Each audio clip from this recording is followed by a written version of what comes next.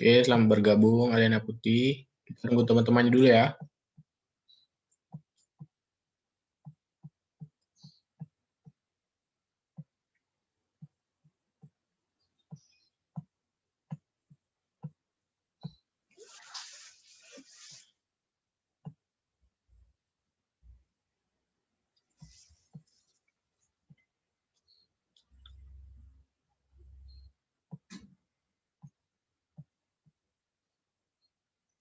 Ya, kita tunggu teman-temannya dulu ya untuk bergabung.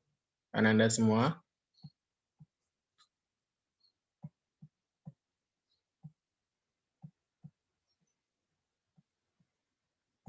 Apakah suara Bapak sudah terdengar? Sudah, Pak. Oh ya, kita tunggu teman-teman dulu ya.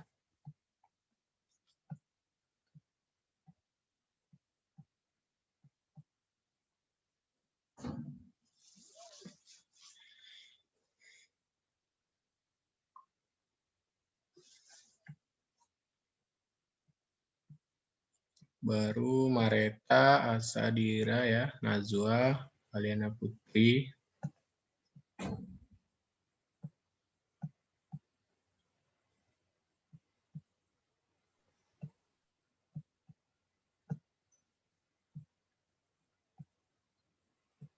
Kita tunggu teman-temannya 5 menit ya.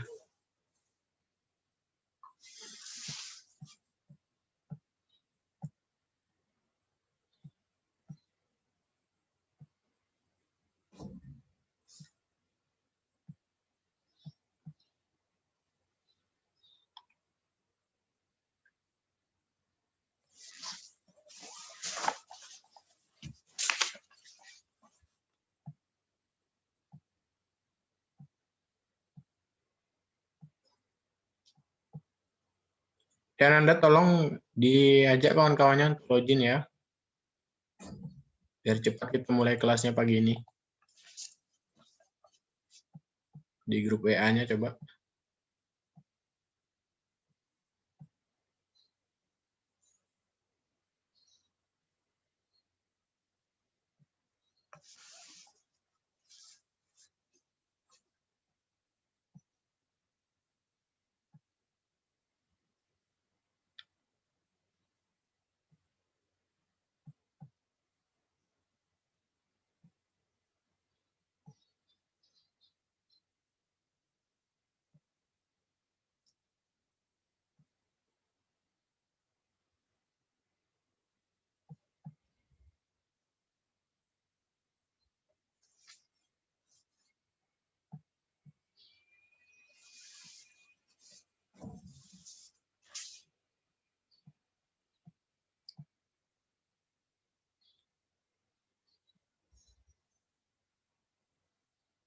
Boleh bergabung, kita nunggu teman-temannya dulu ya, supaya lebih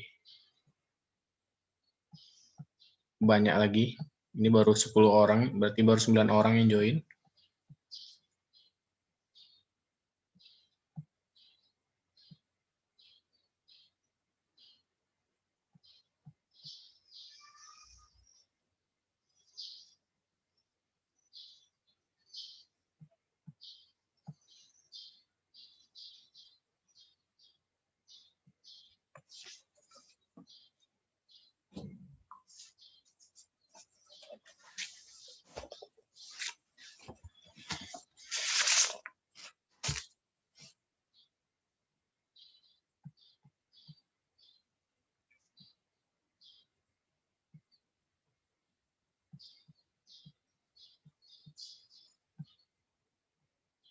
Kita tunggu 3 menit lagi lah. Masih 10 orang yang login.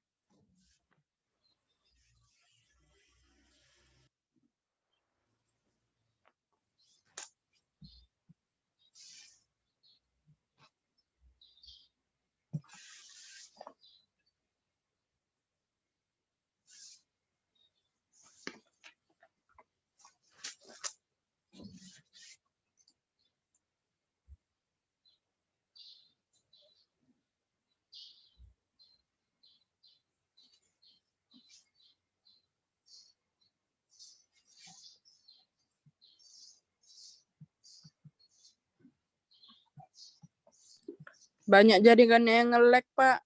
Oh ya, banyak jaringan yang nge-lag ya? Iya, Pak. Oh, ya ginilah nih kendalanya kalau belajar daring ya. Ya, harap dimaklumi aja. Yang penting kalian berusaha untuk join, itu kan sudah ada nilai dari gurunya. Gitu kan. Apalagi yang mengikuti kelasnya sampai habis, itu tentu penilaian guru juga nantinya akan berbeda. Oke, apa kita mulai saja anak-anak? Sudah lebih dari 50% ini yang hadir.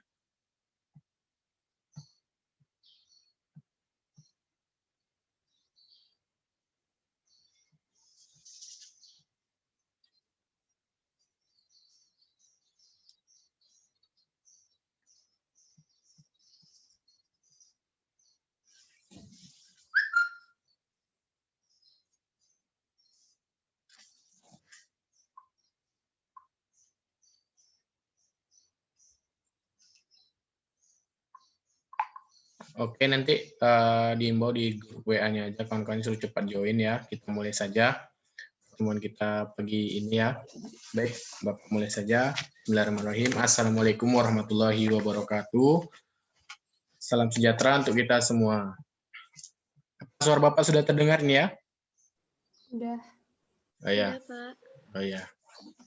Apa kabar semua Ananda pagi ini? Baik. Baik ya. Oke, untuk pertama kita absen saja dulu ya. Karena minggu lalu sama-sama kita tahu bahwa kita terkendala jaringan, absen langsung di psikologi. Nah, untuk kali ini Bapak absen dulu saja biar Bapak tahu. Nanti pas di absen tolong dihidupkan kameranya biar Bapak tahu nih muka-mukanya kan. Wajah-wajahnya yang cantik yang ganteng ini biar Bapak tahu. Dan lebih enak berinteraksinya nanti di kelas. Coba langsung Bapak absen saja ya. Adin Raditya Setiawan. Ada? Adin Raditya Setiawan? Nggak ada, Pak. Nggak ada ya. Alina Putih Saisa, Aliana Putih Saisa.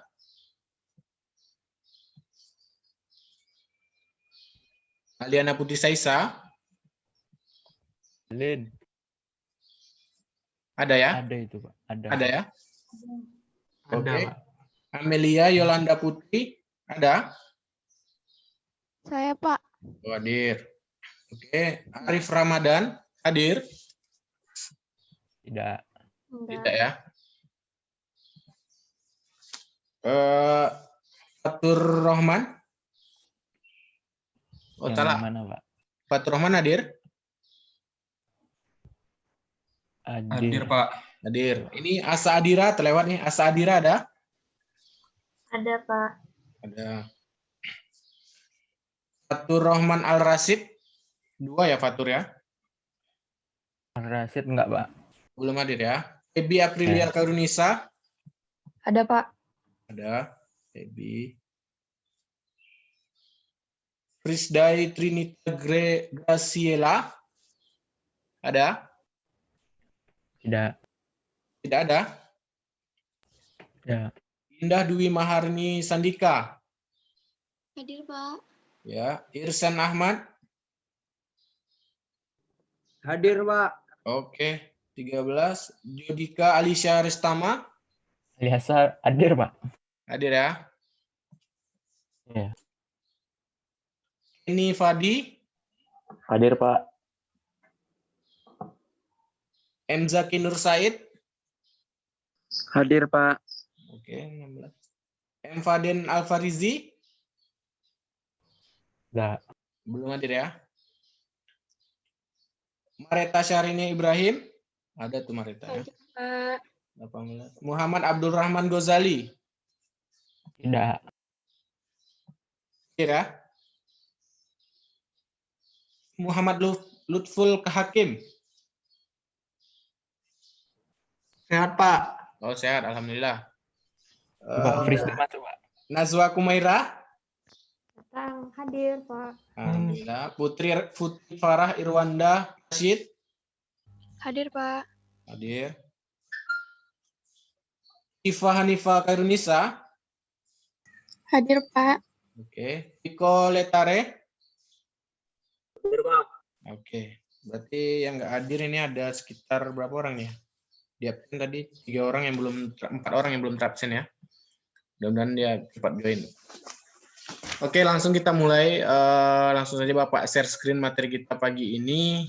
Bapak juga mohon maaf, sebelumnya minggu lalu banyak terkendala jaringan ya. Jadi pembelajaran kurang maksimal. Ya. Sudah bisa dilihat di layar ya, screen layarnya. Mungkin di psikologi sudah Ibu share juga kan? Udah. Oke, untuk lebih kita lihat lagi di sini ya. Oke, Anda semua sudah lihat di screen layarnya bahwa materi kita pada pagi ini adalah mengenai pasar ya. Namun pasar yang bagaimana yang kita bahas pada saat ini. Nah, untuk pasar, apakah yang terlintas di benak Ananda jika kita membahas mengenai pasar? Ada yang tahu itu apa itu pasar? Apa? Pasar itu tempat jual beli. Nah, ya pasar itu tempat jual beli ya. Itu secara sempitnya orang semua jawab bisa itu semua bahwa itu tempat jual beli. Nah, kalau anak ekonomi gimana jawabnya? Nanti kita bahas. Nah, pertama pada topik pembelajaran kita hari ini adalah yang pertama pengertian pasar, kemudian jenis pasar dalam ekonomi, tapi kita fokus pada yang kegiatan produksinya saja, yaitu ada 2, input dan output. Kemudian ada peran pasar dalam perekonomian, dan peran iptek terhadap perubahan dan jenis struktur pasar. Itu ada 4 poin pada pagi ini. Itu juga sudah berdiskusi dengan Ibu Wilda. Maka materi yang perlu disampaikan pada pertemuan kali ini adalah ya ini 4 topik ini. Oke, lanjut ya, kita masuk pada pengertian pasar tadi. Tadi sudah ada yang menjawab bahwa pasar itu adalah apa tadi? Tempat transaksi jual beli. Tempat pertemuan jual dan pembeli untuk melakukan transaksi jual dan beli barang atau jasa. Nah, ini pengertian ini bisa kita lihat pada pasar tradisional. Nah, bagaimana Pak pada zaman sekarang ini ekonomi sudah luar biasa perkembangan pesatnya ya. Jadi pasar itu pengertiannya sudah lebih luas lagi. Jadi pasar merupakan proses di mana penjual dan pembeli saling berinteraksi untuk menetapkan harga, keseimbangan, atau kesepakatan atas tingkat harga berdasarkan permintaan dan penawaran. Nah, itu digarisbawahi, interaksi pada zaman sekarang jual beli online, ya kita biasa lihat jual beli online itu kan tidak perlu adanya pertemuan langsung antara pembeli dan penjual. Nah, di sini mungkin ada yang sudah sering menggunakan marketplace ya, Shopee, Lazada, mungkin baru beli kemarin ada 11. Ada yang shopping kemarin? Nggak ada ya? Oh ya, tapi kalian sudah tahu kan apa itu Shopee, Lazada itu sudah sudah sering kita lihat di TV ataupun di Instagram atau di media-media lainnya, itu sudah menjadi bukti bahwa pasar saat ini itu sudah banyak perkembangan, tidak lagi sebagai tempat perjualbelikan, artinya ada pertemuan, tetapi pada saat sekarang pasar itu ada yang namanya pasar abstrak, tidak perlu bertemu, tetapi dari jarak jauh pun asal ada interaksi tawar-menawar dan juga harganya sudah ada, maka syarat pasar itu bisa terpenuhi, artinya sudah bisa terjadi proses jual beli, maka itu bisa dikatakan pasar. Oke, sampai sini paham untuk pengertian pasar ya? Iya, Pak. Paham ya? Paham. Oke, kita lanjut. Nah, kita selanjutnya ini membahas mengenai jenis pasar dalam ekonomi, kegiatan dalam ekonomi. Nah, kita fokus pada kegiatan produksi. Nah, kalau kita lihat di buku itu kan banyak tuh macam-macam pasar, itu bisa dilihat ya, banyak sekali. Ananda megang buku juga kan?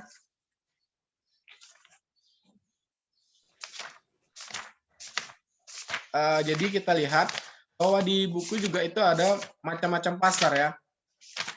Nah, untuk kita yang bahas kita pada pagi ini adalah mengenai jenis-jenis pasar dari kegiatan produksinya. Nah, dari kegiatan produksi ini, maka pasar itu dibagi menjadi 2, yaitu pasar input dan juga pasar output. Nah, untuk pasar input sendiri itu adalah pasar faktor produksi. Kita sebutnya dengan pasar faktor produksi, yaitu pasar di mana tempat berinteraksi permintaan dan penawaran input atau sumber daya produksi, atau definisi lainnya dari pasar input yaitu pasar yang menyediakan faktor-faktor produksi. Nah, faktor produksi itu kan ada beberapa ya, ada seperti alam, modal, tenaga kerja, dan pasar kewirausahaan. Nah, jadi pasar input ini menyediakan kebutuhan akan untuk sumber daya yang dijadikan sebagai produksi tadi, seperti tenaga kerja, modal, alam itu, maka pasar input lah yang menyediakan.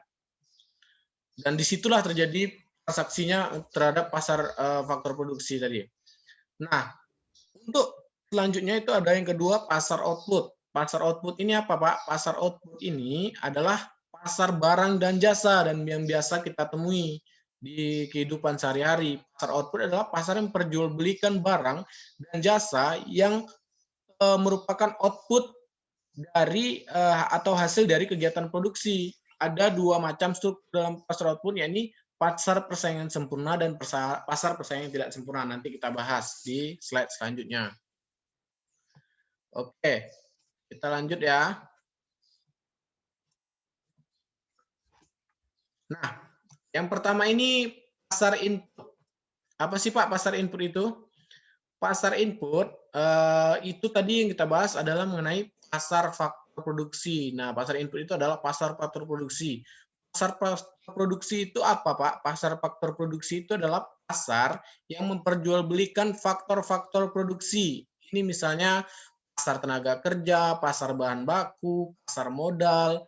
Nah, dari faktor-faktor produksi ini nantinya kita bisa melakukan produksi. Jadi faktor produksi ini adalah sumber dayanya sebelum kita melakukan produksi, sebelum perusahaan melakukan produksi.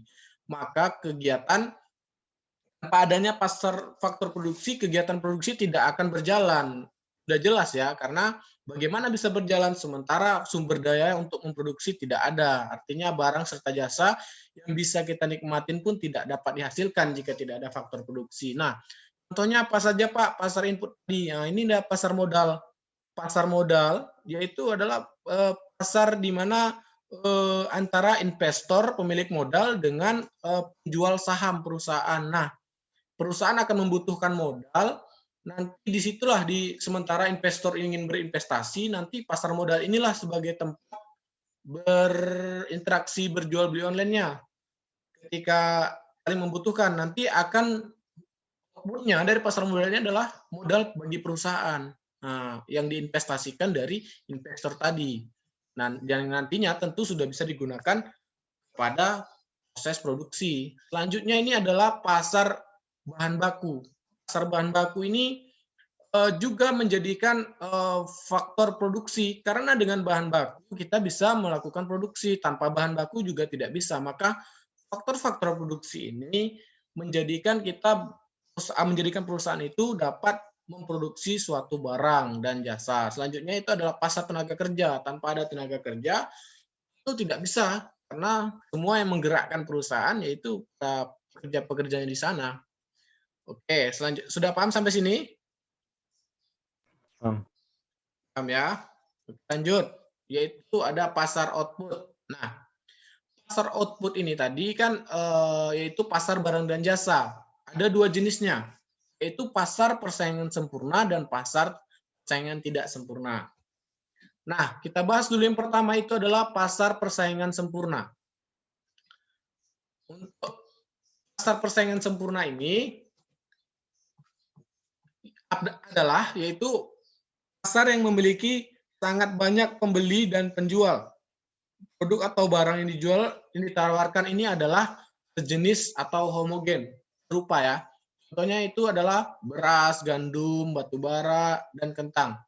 Itu pasar yang diperjualbelikan dengan banyak pembeli dan penjual. Itu tidak ada batasannya, dan juga memang ya itulah maka dikatakan persaingannya sempurna, maka itu banyak sekali pelakunya, baik penjual maupun pembelinya.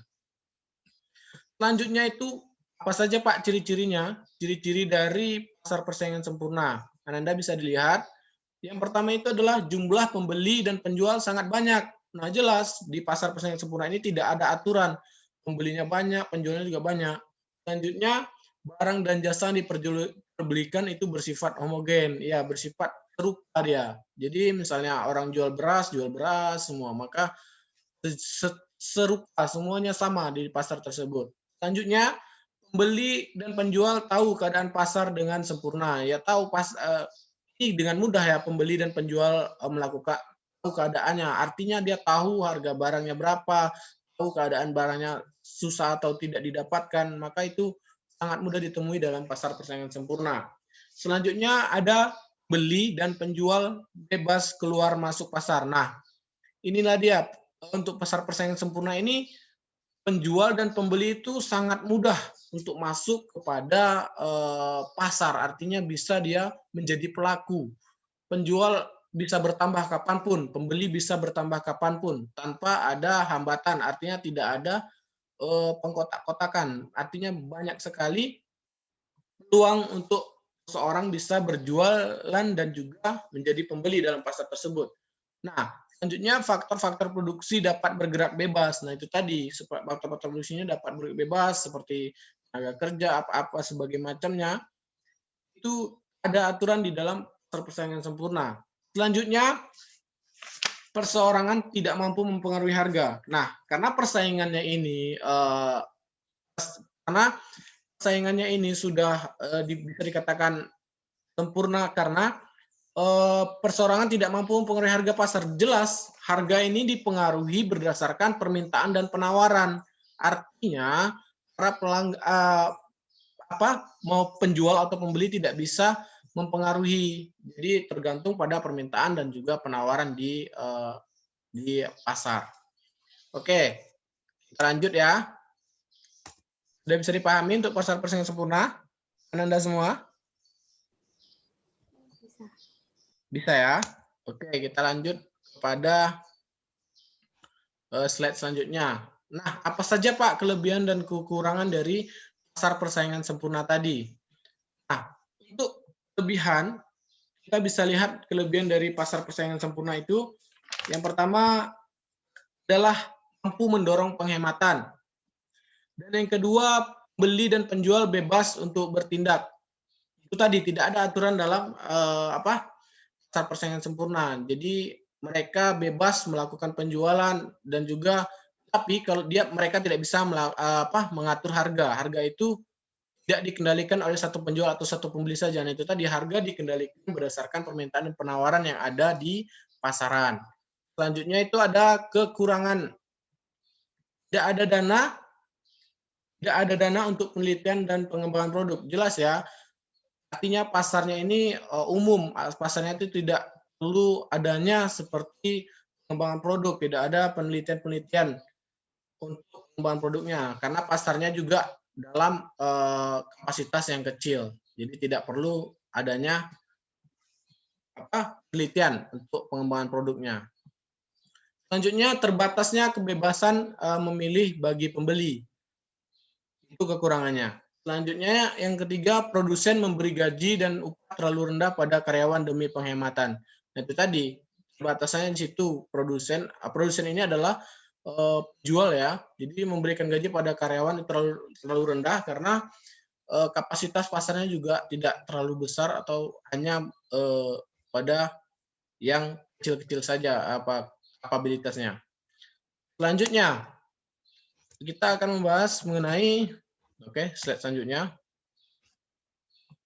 Pengertian dari pasar persaingan tidak sempurna dan juga ciri-cirinya. Nah, kita bahas dulu untuk pengertiannya.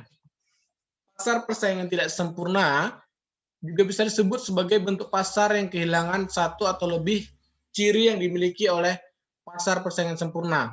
Karena dalam pasar persaingan tidak sempurna, peran dari pembeli dan penjual hilang. Mereka tidak memiliki keluasan untuk menetapkan dan menentukan harga suatu produk.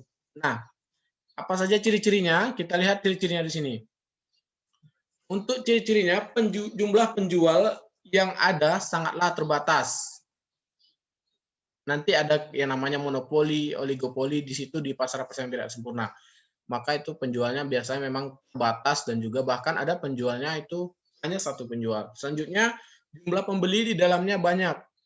Nah, itu tadi, penjualnya sedikit, pembelinya banyak. itu akan terjadi di pasar persaingan tidak sempurna. Selanjutnya, sulit untuk masuk ke dalam pasar karena banyak hambatan dan gangguan di dalamnya. Sudah jelas ya, karena ini pasar persaingan tidak sempurna akan banyak mengalami yang namanya hambatan dan gangguan, karena itu tadi dari produsennya itu saingannya sedikit, artinya tidak ada kompetisi yang nyata untuk bagi produsennya, sementara pasar yang diraupnya itu sangat luas. Selanjutnya, produk yang beredar di pasar atau diperjualbelikan itu bersifat homogen. Nah, itu tadi, bersifat homogen atau satu jenis saja, serta tidak adanya produk pengganti atau substitusi. Nah, kita nanti, pada pasar persaingan tidak sempurna ini, akan ada namanya pasar yang dimana jualnya itu satu, barangnya tidak bisa digantikan dengan barang lain, sementara penggunanya banyak. Contohnya apa coba Ananda? Ada yang tahu? Dari ciri-ciri yang ketiga ini, yang keempat ini, ada yang tahu nggak?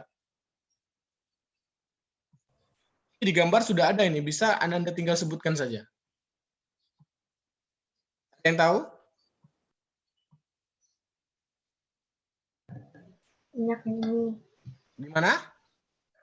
Listrik. Hijau, ya listrik, PLN itu ya.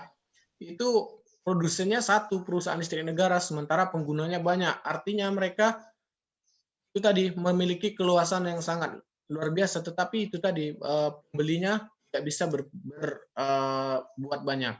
Selanjutnya, pihak yang berkuasa bebas dan leluasa memainkan harga dan pihak lain hanya bisa menuruti dan mengikuti ketetapan yang ada. Jelas tadi, PLN ataupun Pertamina ataupun gas bumi ini, jadi ketika mereka menentukan harga tidak ada tawar-menawar. Artinya harga itu ditentukan oleh para penguasanya saja dan pihak lain hanya bisa menuruti, tidak bisa berbuat banyak karena memang barangnya itu tidak ada substitusinya, tidak ada barang penggantinya. Nah, itu tadi. Makanya itu tadi dikatakan pasar persaingan tidak sempurna ini tidak ada barang substitusinya. Memang benar, itu yang kita lihat di lapangan. Nah, apa saja kelebihannya di pasar persaingan tidak sempurna ini?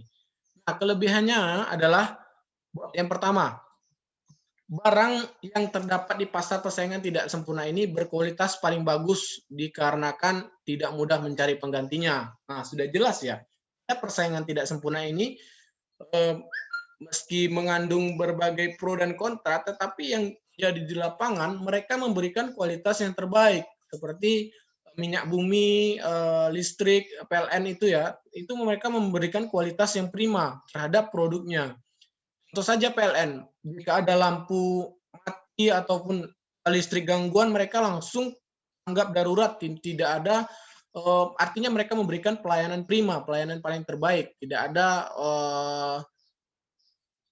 ada blunder yang sangat fatal di situ. Selanjutnya, yang kedua sangat mudah untuk memperoleh keuntungan yang sangat besar. Sudah jelas ya, dalam persaingan tidak sempurna ini para penjual atau produsen ini tidak memiliki saingan atau kompetisi yang berarti. Artinya sementara pasar yang mereka raup itu sangat besar.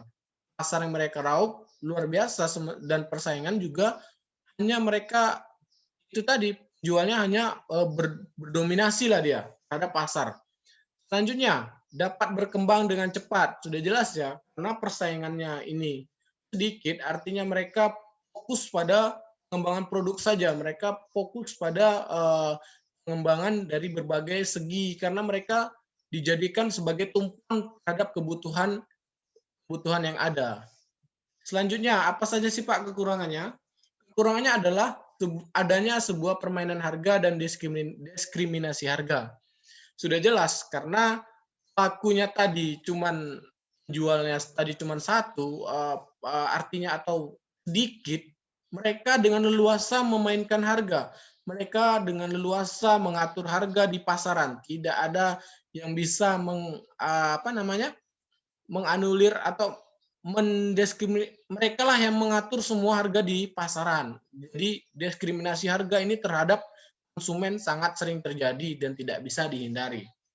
Selanjutnya, kurangannya apa Pak?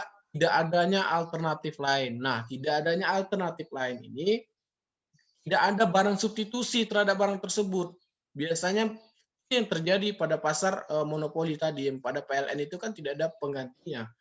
Maka semua orang menggunakan PLN sebagai list untuk kebutuhan listriknya. Selanjutnya, yang terakhir terdapat eksploitasi konsumen. Nah, jelas dapat eksploitasi seperti diskriminasi harga. Artinya hak konsumen ini memang diatur oleh produsen atau penjual dari pasar persaingan tidak sempurna ini. Oke, bisa kita lanjut ya Nanda? Oke, kita lanjut.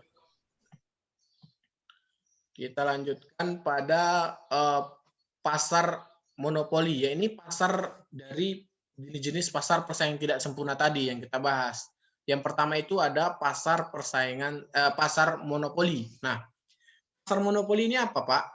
Pasar monopoli ini adalah pasar yang dikuasai oleh satu penjual. Nah, itu tadi yang kita bahas di awal-awal.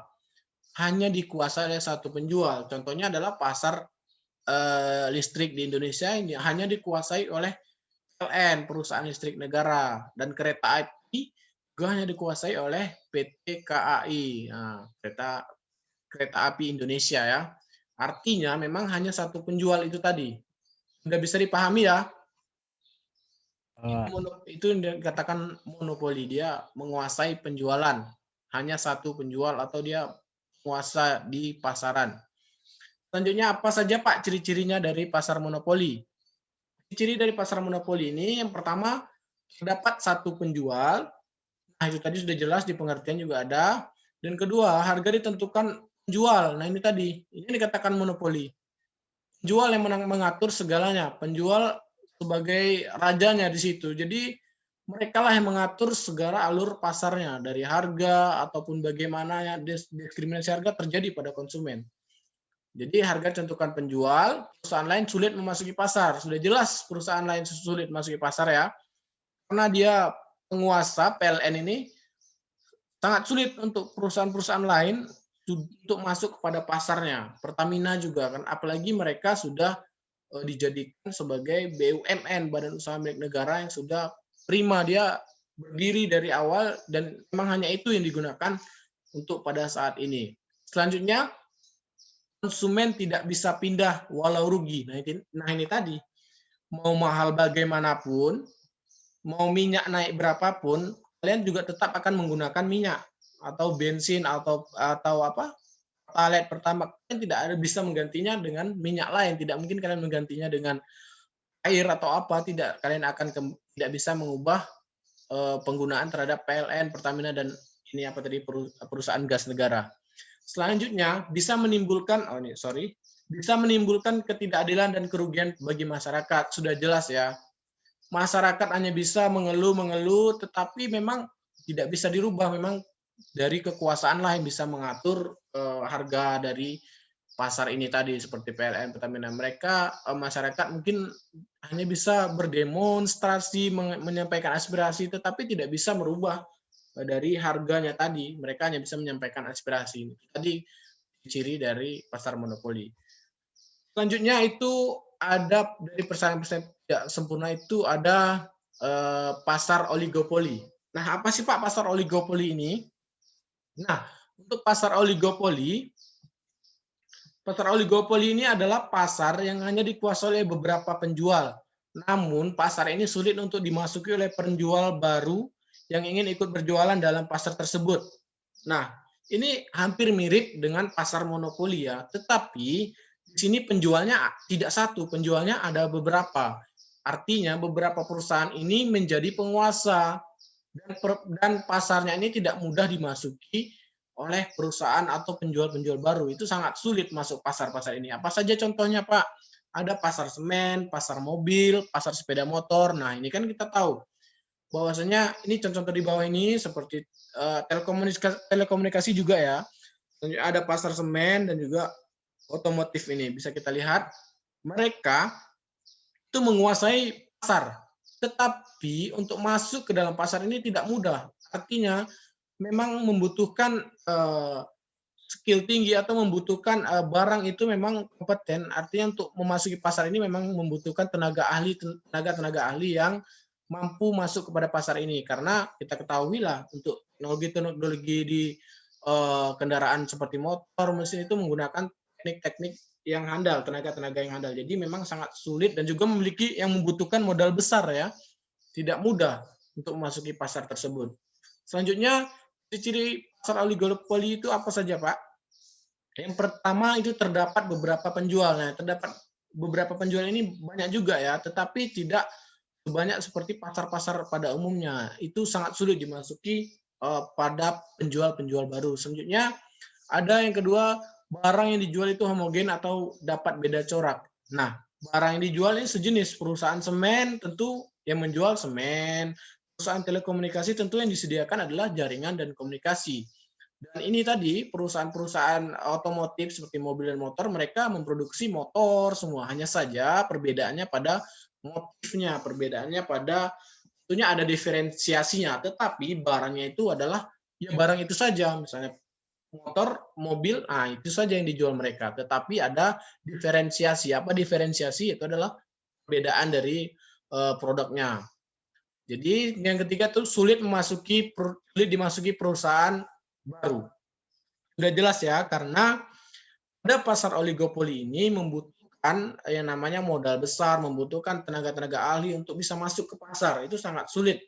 Kita ketahui pada saat ini memang perusahaan-perusahaan semen itu saja. Maksudnya itu perkembangannya itu sangat lama kan, tidak ada misalnya kalau barang-barang lain itu kan banyak sekali pesaing-pesaingan. Ini kita lihat seperti otomotif ini saja yang pada umumnya sering kita ketahui. Jarang sekali otomotif perusahaan-perusahaan baru ini muncul. Itu mungkin beberapa sangat jarang lah. Memang ada tetapi sangat jarang karena pasarnya sulit dimasuki oleh perusahaan baru. Selanjutnya pasar ini membutuhkan peran iklan, sudah jelas ya. Karena ini pasarnya besar, artinya marketnya ini luas, marketnya ini untuk pemasaran yang besar, maka ini membutuhkan iklan. Artinya pemasaran mereka membutuhkan promosi besar-besaran, baik itu di media TV ataupun media online dan lain sebagainya. Bisa kita ketemui seperti apalagi perusahaan telekomunikasi ini juga perusahaan-perusahaan inilah semuanya ini bisa kita lihat di media-media yang sering kita jumpai seperti televisi, Instagram dan media YouTube dan lain sebagainya. Mereka sering mengadakan promosi atau iklan. Itu sangat dibutuhkan dalam pasar ini untuk memasarkan produk mereka. Selanjutnya, dapat satu market leader atau pemimpin pasar. Sudah jelas ya, mereka akan memiliki market leader dalam pasaran untuk mengetahui arah dan tujuan bagaimana pasar tersebut bisa dijalankan. Selanjutnya, harga jual tidak mudah berubah. Nah, harga jual pada pasar oligopoli ini dia berubahnya tidak mudah. Artinya mereka akan stabil saja harga-harganya. Mobilnya, harga mobil gitu-gitu saja, harga-harga semen juga tidak berubahnya itu tidak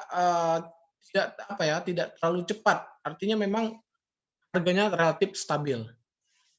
Oke, sampai sini ada yang ditanyakan? Atau kita lanjut pada slide selanjutnya? Lanjut ya. Oke, pasar monopolistik.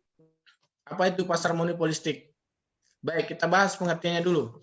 Pasar monopolistik ini adalah pasar yang bentuknya mendekati pasar persaingan sempurna dan mendekati pasar monopoli, sehingga disebut sebagai pasar persaingan monopolistik. Nah, dalam pasar monopolistik ini dapat ditemukan dalam kehidupan kita sehari-hari, seperti adanya penjualan sampo, sabun, sepatu, air mineral, dan lain sebagainya. Inilah perusahaan-perusahaan monopolistiknya ini. Pada umumnya memang perusahaan ini banyak sekali produsennya, tetapi memang sering kita jumpai ini produk-produk seperti Unilever, Wings Food, Indofood. Nah, itu sering kita jumpai dalam kehidupan sehari-hari. Mereka juga mendekati antara persaingan sempurna dan mendekati pasar monopoli. Nah, mereka berada di tengah-tengah ini posisinya. Nah, cirinya bagaimana, Pak? Cirinya pertama ini terdapat banyak penjual dan produsen. Ya, sangat banyak dijual ya karena barang-barang yang mereka jual ini adalah barang-barang kebutuhan sehari-hari. Jadi kebutuhannya itu sangat banyak. Nah, yang kedua terdapat diferensiasi produk. Tadi kita jelas bahas Diferensiasi produk ini apa, Pak? Diferensiasi produk ini adalah perbedaan antar produk. Artinya ketika produk Unilever ini memproduksi sampo, produk contohnya Wings Food ini memproduksi sampo, itu ada perbedaan antara kedua produknya. Ada kelebihan dari Unilever, tentu ada kelebihan dari Wings Food, ada kekurangannya juga. Itulah yang dinamakan diferensiasi, adanya pembeda dari suatu produk. Selanjutnya, produsen dapat menentukan harga. Nah, produsen ini dapat menentukan harga. Meskipun marketnya ini luas, tapi produsen bisa menentukan harga karena mereka memiliki diferensiasi produknya tadi. Mereka memiliki keunggulan produk, maka mereka suka-suka mereka saja menentukan harga, tidak ada aturan dari konsumen. Tetapi itu tadi, kita lihat pada permintaan dan penawaran juga itu akan mempengaruhi harganya juga. Selanjutnya, produsen itu mudah keluar masuk pasar. Mudah ya.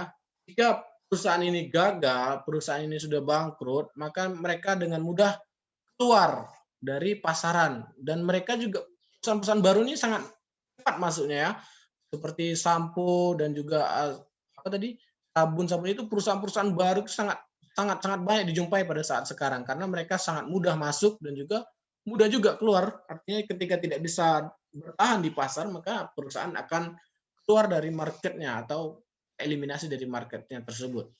Selanjutnya ini adalah produsen harus melakukan promosi. Nah, ini sama dengan pasar apa yang pertama yang tadi, mereka harus melakukan promosi untuk menjual produknya. Ya sangat jelas karena pasar mereka ini luas, market mereka ini luas. Jadi memang harus diadakan promosi untuk menggalangkan produk mereka agar penjualan mereka juga fantastis. Artinya promosi seperti iklan tadi itu sangat-sangat dibutuhkan dalam pasar monopolistik. Oke. Nah, kita lihat nih ada perbedaan dari struktur pasar jika dilihat dari jenis produk berdasarkan jumlah perusahaan dalam industri dan jenis produk. Yang pertama tadi kita sudah membahas pasar persaingan sempurna. Pasar persaingan sempurna dan juga pasar persaingan monopolistik dan pasar oligopoli dan pasar monopoli. Ini struktur pasarnya bisa kita pelajari. Bahwasanya pada pasar persaingan sempurna ini jumlah penjualnya bagaimana, Pak? Jumlah penjualnya ini banyak. Jumlah penjualnya banyak dan untuk masuk dan keluar pasar bagaimana? Untuk masuk dan keluar pasar tadi itu mudah. Dan untuk kemampuan menentukan harga penjualnya bagaimana? Sangat sulit karena ini harga ini ditentukan berdasarkan permintaan dan penawaran di pasaran. Selanjutnya produk yang dihasilkan itu homogen atau sejenis. Contohnya apa? Contohnya ini adalah produk pertanian tadi. Produk-produk pertanian bisa dimasukkan dalam pasar persaingan sempurna. Selanjutnya itu ada pasar monopolistik. Pasar monopolistik ini jumlah penjualnya ada beberapa. Untuk masuk dan keluar agak mudah dan kemampuan menentukan harga penjual itu sulit. Produk yang dihasilkan itu diferensiasi. Itu tadi produknya itu yang kita bahas tadi. Produknya ada diferensiasi. Perbedaan sudah sangat identik dengan perbedaan seperti pasta gigi, sabun, sampo itu yang kita temui dalam kehidupan sehari-hari. Selanjutnya ada namanya pasar oligopoli. Bagaimana Pak jika dilihat dari jumlah penjualnya? Dari jumlah penjualnya pasar oligopoli ini jumlah penjualnya sedikit, sulit untuk masuk dan keluar pasar ini sulit.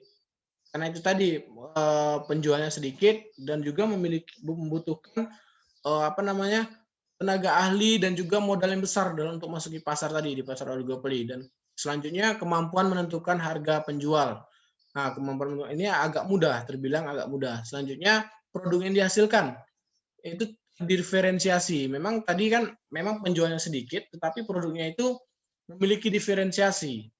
Seperti tadi ada industri semen tadi ya, semen, baja, dan itu mereka walaupun jualnya sedikit, tetapi setiap produk tentu memiliki diferensiasi agar laku di pasaran.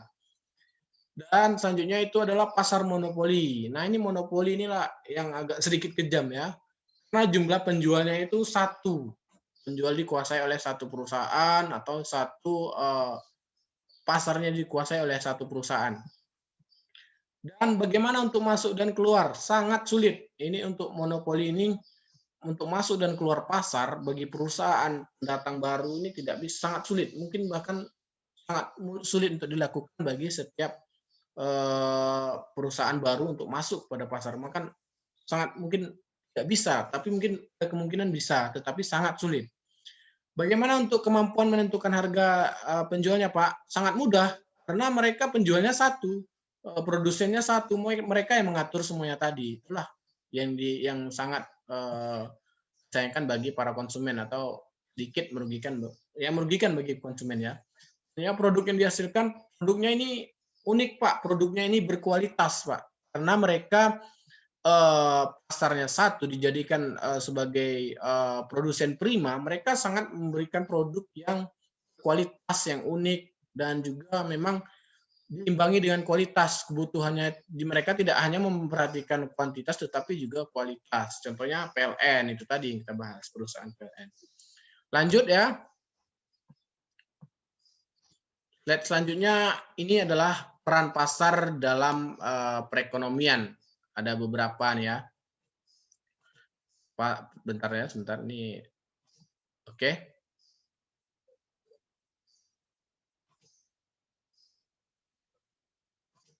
Peran pasar dalam perekonomian. Yang pertama ini adalah mengatur kegiatan produksi. Bagaimana pasar itu bisa mengatur kegiatan produksi, Pak? Jadi begini, kegiatan produksi ini, untuk melakukan kegiatan produksi ini ada banyak macam proses yang dilakukan. Artinya, dengan adanya pasar seperti pasar input dan pasar output inilah yang mengatur produksi.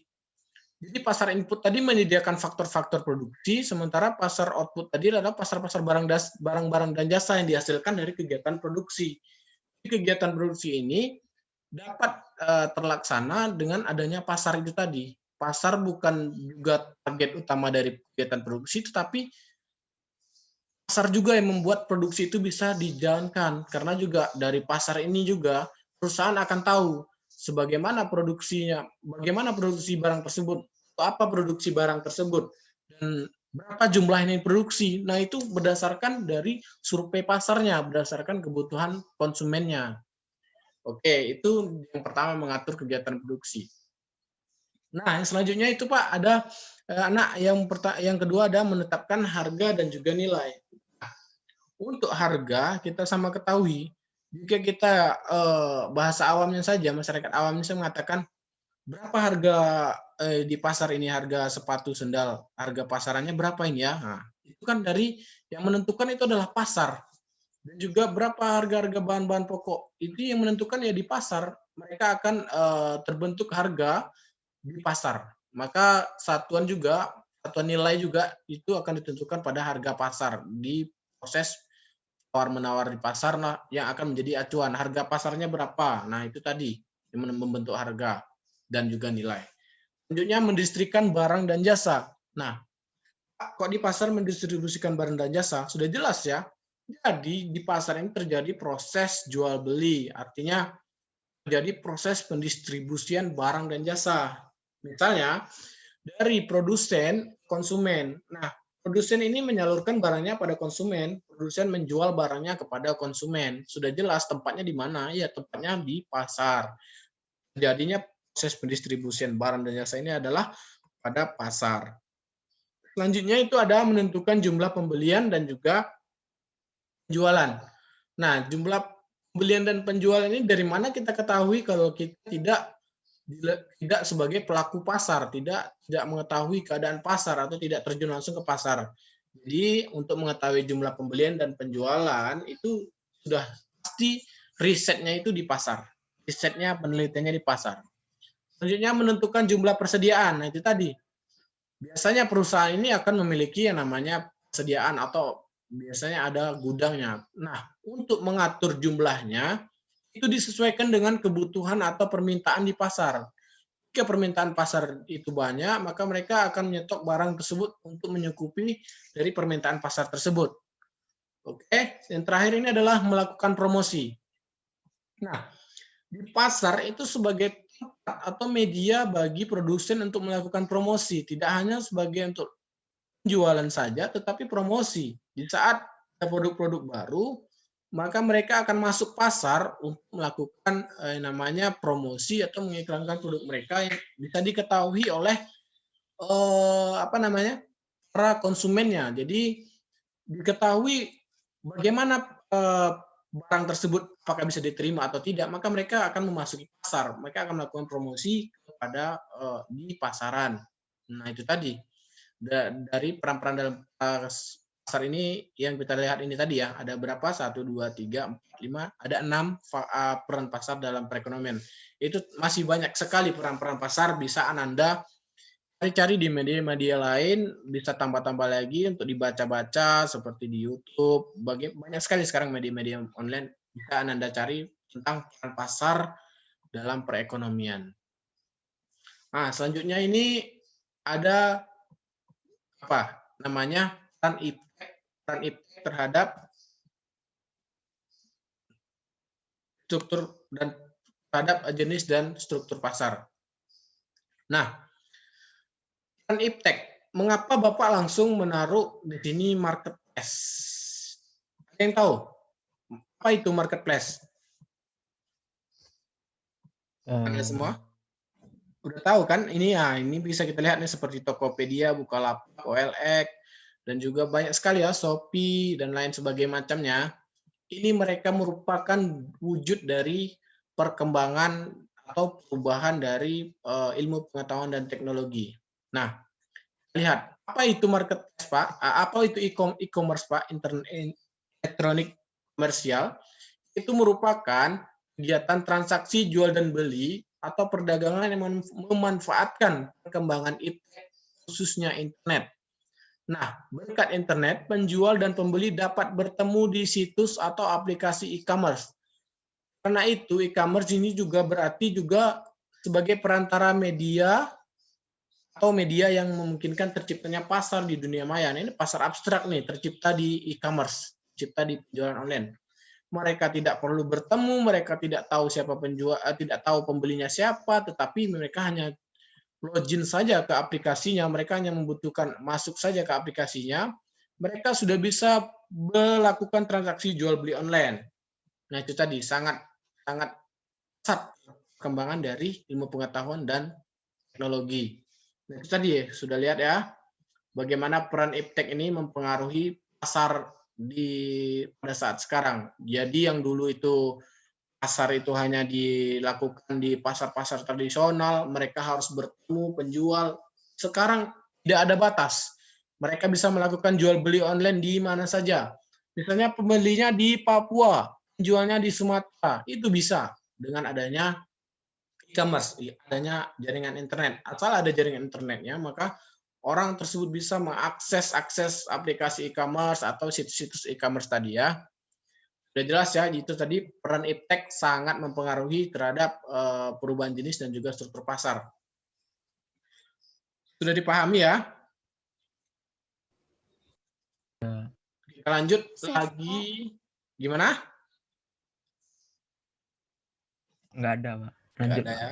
Oke, kita lanjut lagi ya kepada slide ini, pengaruh iptek terhadap perubahan jenis struktur pasar. Nah, kita lihat dari beberapa jenisnya saja. Kita lihat poin-poinnya.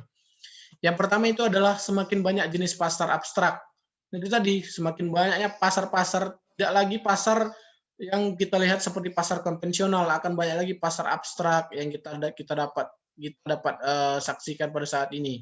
Dan itulah yang dinamakan perubahan dan perkembangan dari zaman. Maka pasar juga mengalami perubahan dari berbagai segi dan juga berbagai dimensi. Selanjutnya ada struktur pasar ini ke arah monopolistik. Banyak produsen. Udah jelas ya. Pasar pada saat ini melihat peluang besar, jadi pasar ini akan ke arah monopolistik. Akan banyak produsen, akan banyak sekali pilihan-pilihan bagi anak-anak Bapak ini semua untuk melakukan pembelian barang, karena banyak kali produsen. Kalian nanti akan menjadi bingung pada saat ini sekarang kan. Membeli sampo mereknya sudah banyak sekali, membeli sabun banyak sekali. Nah, kalian itu akan memilih sesuai dengan keinginan dan kebutuhan kalian. Nah, perusahaan lah yang menyediakan untuk diferensiasinya. Selanjutnya, biaya yang semakin rendah sehingga perusahaan memperoleh keunggulan bersaing dan menguasai sebagian besar pangsa pasar ke arah monopoli. Nah, biaya yang semakin rendah. Bagaimana biaya yang semakin rendah? Jelas. Ini sudah jelas karena dengan iptek mereka bisa meminimalisir budget untuk penjualannya. Contoh saja marketplace Shopee, mereka tidak perlu membuka toko-toko di setiap daerah di Indonesia, tetapi mereka hanya butuh membuka toko online saja, store-nya saja, dibuka di situsnya saja, tidak perlu membuat toko, tidak perlu membuat bangunan untuk dijadikan sebagai tokonya, tidak perlu merekrut karyawan yang banyak, mereka sudah bisa berjualan, mereka sudah bisa masuk pada pasar online tadi, pasar daring tadi. Nah, mereka bisa masuk tanpa mengeluarkan biaya yang biasa yang harus dikeluarkan pada pasar konvensional, pasar-pasar tradisional yang bisa kita lihat. Selanjutnya, produk yang dijual semakin diferensiasi, sudah jelas ya, yaitu tadi ke arah monopolistik, sudah kayak poin 2 tadi. Selanjutnya, muncul inovasi yang diikuti oleh imitasi oleh perusahaan-perusahaan baru, arah oligopoli. Jadi gini, dengan adanya pasar yang luas, persaingan yang ketat, artinya sekarang ini banyak sekali perusahaan-perusahaan ya melakukan inovasi-inovasi baru. Kita lihat saja seperti saat ini kan ada perusahaan-perusahaan inovasi. Dulu ojek itu hanya dapat ditemui di pangkalan ojek saja. Saat ini kalian buka gadget dan bisa memesan aplikasi untuk melakukan transportasi. Kalian bisa memesan ojek online, bisa taksi online, dan juga makan juga bisa dipesan melalui aplikasi online tersebut. Nah, itu tadi merupakan wujud dari atau hasil dari inovasi dari perusahaan-perusahaan yang akhirnya nanti masuk kepada pasar oligopoli. Oke, sepertinya itu saja ya materi kita pada pagi ini. Sudah cukup, sudah habis. Bapak juga mungkin akan mempersilakan Ananda yang ingin bertanya. Ada yang ingin bertanya, Bapak persilakan. Ada yang ingin bertanya Ananda semua?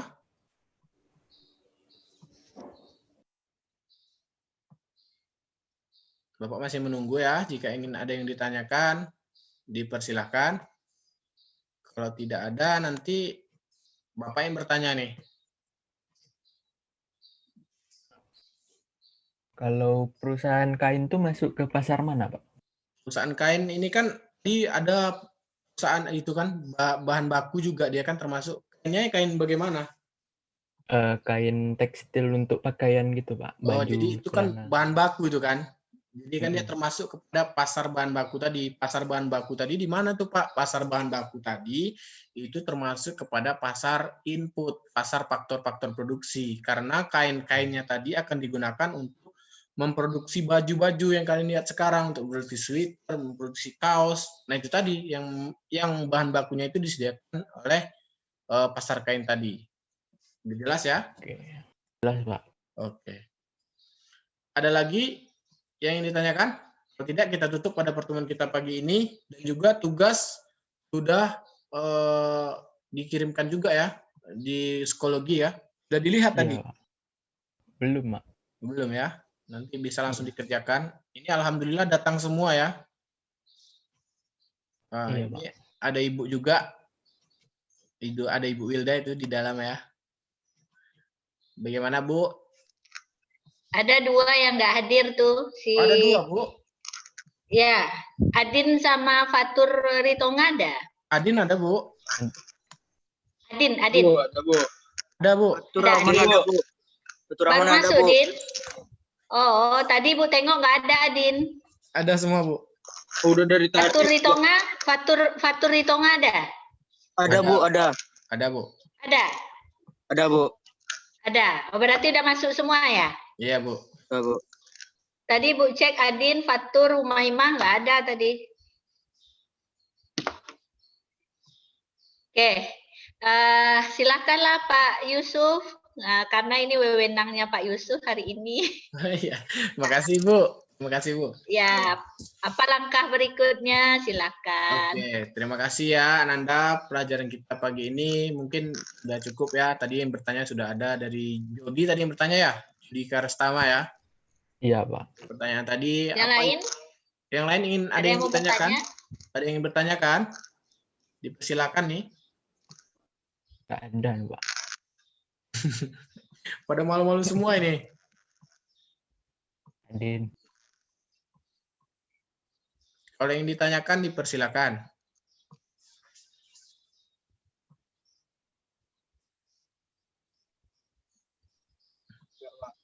Oh, nggak ada ya. Oke. Berarti sudah cukup ya. Nanti untuk tugas bisa dilihat di psikologi dan juga kalian jangan lupa isi absen lagi di psikologi ya. Memang Bapak sudah megang absen tapi di psikologi memang belum diisi absen, maka kalian harus masuk lagi untuk mengisi absennya. Jadi pada pertemuan kali ini mungkin Bapak rasa cukup mengenai pasar, Bapak simpulkan ya. Pada saat ini pasar tidak lagi hanya pada berfokus antara ketemunya penjual dan juga pembeli. Tapi pada saat sekarang pasar itu ada yang namanya pasar daring, pasar-pasar yang artinya tidak membutuhkan bertemunya antara penjual dan pembeli. Mereka sudah banyak menggunakan alat atau media perantara yang bisa dilakukan untuk melakukan proses penjualan dan pembelian. Bisa juga dilihat pada pasar modal itu kan Ananda bisa lihat bahwa pasar modal itu tidak perlu ada apa itu bisa dikatakan termasuk pada pasar abstrak. Mereka tidak perlu ada penjual dan pembeli itu bertemu langsung, tidak perlu. Mereka hanya membutuhkan suatu aplikasi. Pada saat sekarang ini kan pasar modal itu sudah banyak sekali menjamur perusahaan-perusahaan sekuritas. Contoh di Pekanbaru saja yang Bapak sering lihat itu adalah perusahaan RHB Sekuritas, banyak sekali ya. Itulah sebagai contoh dari pasar-pasar modal. Itulah perusahaan yang menyediakan. Mereka tidak perlu lagi datang-datang bertemu secara langsung. Mereka hanya perlu membuka aplikasinya, membuka websitenya. Mereka bisa melakukan transaksi jual beli saham di bursa saham tentunya. Mungkin dari Bapak jika ada kesalahan mohon maaf. Terima kasih untuk Ananda semua ya sudah mengikuti pelajaran dengan baik dan juga hadir semua. Alhamdulillah walaupun ada yang telat-telat nanti itu ya, mungkin Ibu lah nanti yang menilainya.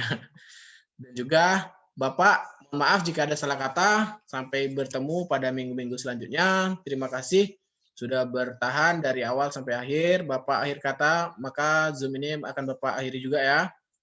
Assalamualaikum, salam sejahtera untuk kita semua. Terima kasih. Waalaikumsalam. Waalaikumsalam warahmatullahi wabarakatuh. Bapak Liv ya.